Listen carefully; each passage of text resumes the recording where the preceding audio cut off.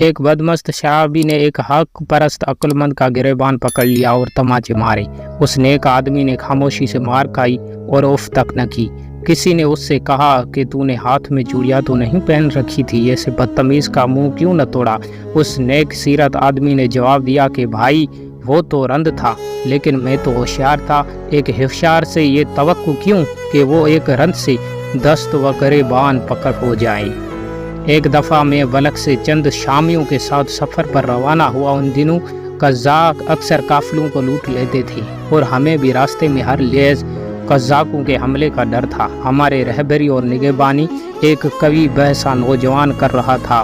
وہ سر طرف ہتھیار سجائے اوپچی بنا ہوا تھا۔ جوانی کے ظہور میں وہ جو دیوار سامنے آئی اسے گرا دیا اور بڑے بڑے تنوع آخر درختوں کو اپنی قوت بازو سے اکھاڑ کر دیتا تھا۔ اس نوجوان کا تنوع توفی الوقت بہت بھاری تھا اور اس کی شہزوری میں کوئی کلام نہ تھا، لیکن اس نے اپنے گھر کے اندر ناز و نعمت سے پرورش پائی تھی اور زمانے کی سختی نرمی نہیں دیکھی تھی۔ اس سے پہلے اس نے نہ کبھی سفر کیا تھا، نہ اس کی آنکھوں نے کبھی شہسواروں کی تلواروں کی چمک دیکھی تھی، اور نہ اس کے کان دلاوروں کے نعروں اور جنگی نکاروں کی آواز سے آشنا تھے۔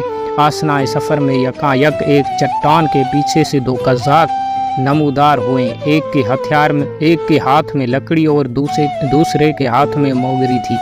انہوں نے ہم سے لڑنے کا قصد کیا تو میں نے اس نوجوان سے کہا دیکھتے کیا ہو، آگے بڑھ کر ان کا کچومر نکال دے۔ لیکن میری حیرت کی انتہا نہ رہی جب میں نے دیکھا کہ نوجوان کے ہاتھ سے کمان گر پڑی اور اس کے بدن پر لرز طاری ہو گیا۔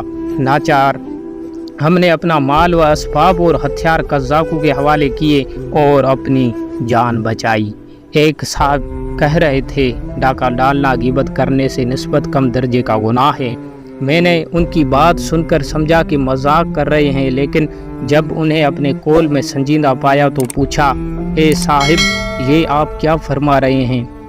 بھلا ڈاکہ کے زنی غیبت سے کیسے اچھی ہوگی؟ انہوں نے کہا کہ بھائی تم جانتے ہو کہ ڈاکو بہادری سے آگے آتے اور للکار کر حملہ کرتے۔ ان کی روزی کو حرام سہی، لیکن ان کے حصول میں ان کے تحتوار زور بازو کا دخل ہے۔ ان کے برعکس پیٹھ پیچھے برائی کرنے والا بزدل ہوتا ہے۔ وہ اپنا نامہ اعمال تو سیاہ کر لیتا ہے، لیکن اس سے حاصل کچھ نہیں ہوتا۔ ایک حکیم اپنے بیٹے کو کم کھانے کی ہدایت کر رہا تھا کہ بیٹا خوب یاد رکھو ساری بیماریاں کھانے سے ہی پیدا ہوتی ہیں۔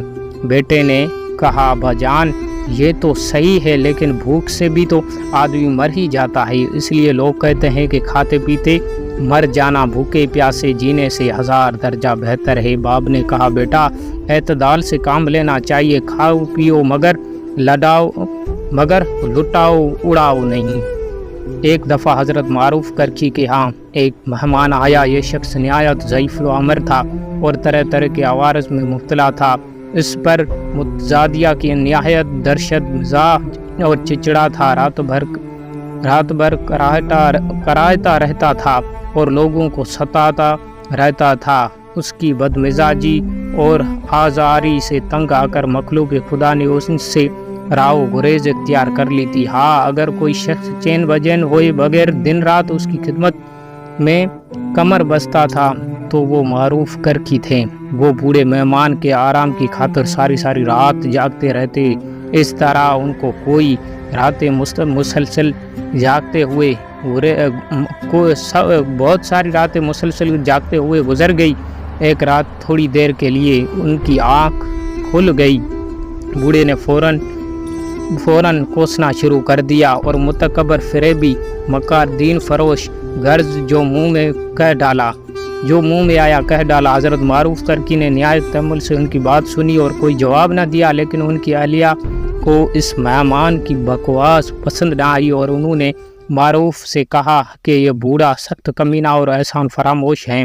بھلائی اور رحم اپنی جگہ، لیکن بروں کے ساتھ نیکی کرنا برا ہے۔ اس کمینے کو یہاں سے دفع کیجیے۔ بیوی کی بات سن کر حضرت معروف کر کی ہنس پڑے اور بیوی کو صبر کی تلقین